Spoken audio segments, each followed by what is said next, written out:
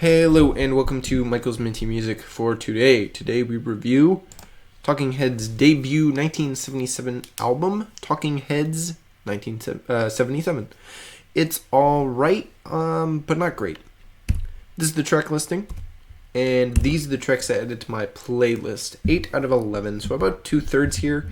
This album's alright, but there aren't really any outstanding tracks. There are some sections or parts of songs that are really good, but as a whole, no song really comes together well, in my opinion. The level of quality is consistently decent, and they definitely inaugurate their kind of trademark wacky style with this album, but it's not incredible. A lot of the tracks here that I grabbed, I was very reluctant to, but ultimately decided to grab them due to sort of one instrumental bit or sort of a consistent decentness about them. The genre is mostly a new wave sound, lots of callbacks to early 60s pop stuff, but they take that stuff and then experiment a lot and add a lot of strangeness. The lyrics aren't great anywhere. I'm not a huge fan of Bryn's vocals. I think that's how you say his last name. But the actual music is all pretty good, so I think overall the album's fine. It flows alright, there's enough variety and speed to keep the album going, but not so much change that it sticks out, so it's kind of a flat line here. It sounds very much like an inexperienced debut album of a band with a new kind of hit sound, but they just haven't developed it enough yet in order to get good tracks.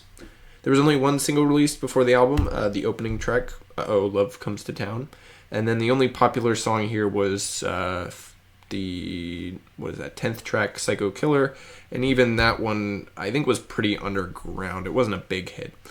My favorite here is probably number 5, the transition track, Who Is It? It doesn't get as weird as any of the other ones, and unlike a lot of the other songs, it doesn't overstay its welcome with its length. It's a little bit less than 2 minutes long, whereas the rest of the tracks are at least 3 minutes.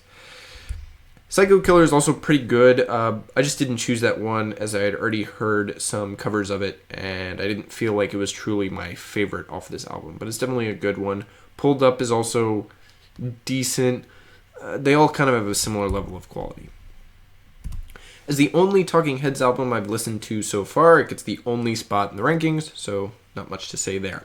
However, it doesn't take my top spot from 1977. That goes to Queen's News of the World, which is definitely much better than this debut, although I did have to double check the track listing on News of the World to make sure, but yeah, that one is definitely better.